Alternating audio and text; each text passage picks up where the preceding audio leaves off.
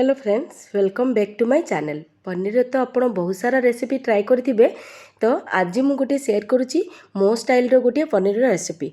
आपको कह जाए पनीर कोरमा। मुझे 4 मगज किंबा पोस्तो सीड्स किसी भी यूज करनी, ओनली काजू सांगे करी। बहुत सहज, हार्डली 20 ରୁ 25 मिनट हो, बहुत तेल भी लगनी। तो चलतु आउ डेरी न करी रेसिपी स्टार्ट करवा।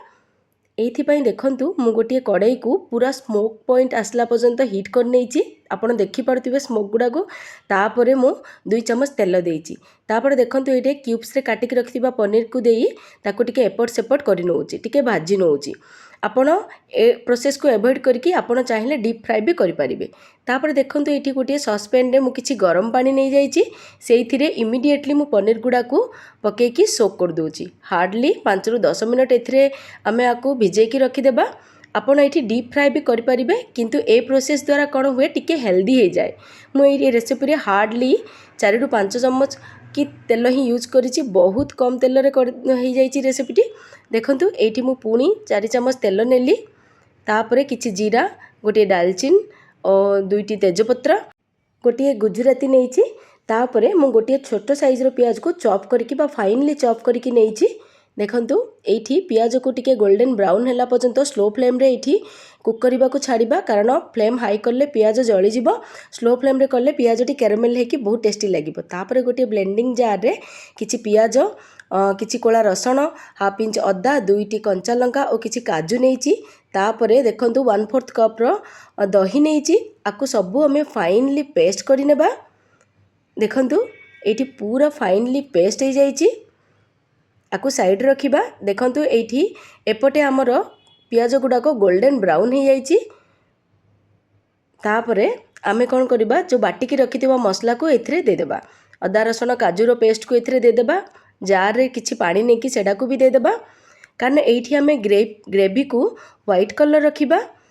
सेइथि पई एथिरे मु हळदी गुंड बा लंका गुंड किछि यूज करूनी। देखंतु तापरे जीरा गुंड, धनिया गुंड, गरम मसाला, तापरे किछि मु चीनी नहीं जाइछि। मु एठी ब्राउन सुगर यूज करिछि, आपण नॉर्मल सुगर भी यूज करि परिबे। तापरे एगुडा को भल भाबरे मिसामिसी कर देबा। मने रखिबे फ्लेम सबु बेले लो रे रखिबे, कारण काजू पेस्ट अति सहज रे कड़ाई तले लगी जाए। तापर आपको कवर करी स्लो फ्लेम रे 5 मिनट कुक करवा। देखंतु ऑलमोस्ट तेल गुड़ाक टिके टिके बाहरी आसलानी। तापर आमे काजू टिके देबा। आपण चाहिए এই प्रोसेस टिको संपूर्ण स्किप कर पारिबे। मते टिके काजू भलो लागे सेइथि मु देइछि। तापर देबा टिके ब्लैक पेपर पाउडर, तापर कस्तूरी मेथी देकी आकु भलो भाबरे मिसामिसी कर देबा। फ्लेम एकदम स्लो रहिबो। मिसामिसी कला परे देखंतु आकु पुणी कवर करके आउ 5 मिनट कुक कर देबा। 5 मिनट पर आपण देखि पारथिबे मसलाटी भलो भाबरे कुक हो जाइछि। तेल ऊपर को पळे आछि, मसला छाड़ी देलानी तेल। एई स्टेज रे आमे टिके मिसामिसी कला परे पनीर टी को भिजेकी रखिथिले पानी सहित एटी दे देबा। देखंतु एठी पानी सहित दे देबा, पुणी मिसामिसी कर देबा। एई स्टेज रे आपण फ्लेम को टिके हाई टू मीडियम करि परिबे, कारण बहुत सारा पानी थिबा जोगु जळी जिबार किछि चांस भी न थाए। तापरे गोटे कप मुझे क्षीर देइछि। क्षीर देले कौन हम, आर टेक्सचर टी पूरा क्रीमी टाइप रे लगिबो, जेमिति कि शाही पनीर लागे। तापरे स्वाद अनुसार लुण देबा, बस एतिकी। आउ एथिरे मसला बोले आउ किछि नाही। देखंतु बहुत इजी, बहुत सिंपल, आउ बहुत कम तेल रे मुझे करिछि।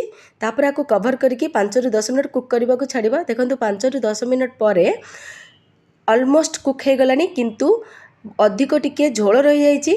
तो आको आउ टिके कुक करबा को पड़िबो। आउ 5 ରୁ 10 मिनट आपण आपणक टाइमिंग देखि एडजस्ट करि नेबे। देखंतु तेल गुड़ाक ऊपर को पळे आसलानी ओ परफेक्ट कंसिस्टेंसी अछि। जेहेतु काजू पड़िछि, ठंडा हल्ला परे ये आउ टिके काठुआ हो जिवो। तो एतिकी रे ही बंद कर देबा। और गोटे ରୁ 2टी कंचा लंका को एठी दे देबा और किछि धनिया पत्र देई गैस को ऑफ कर नेबे। देखंतु बहुत टेस्टी। आपण आको रुटी किंबा नान संगे खाइबे किंबा जीरा राइस संगे खाइबे।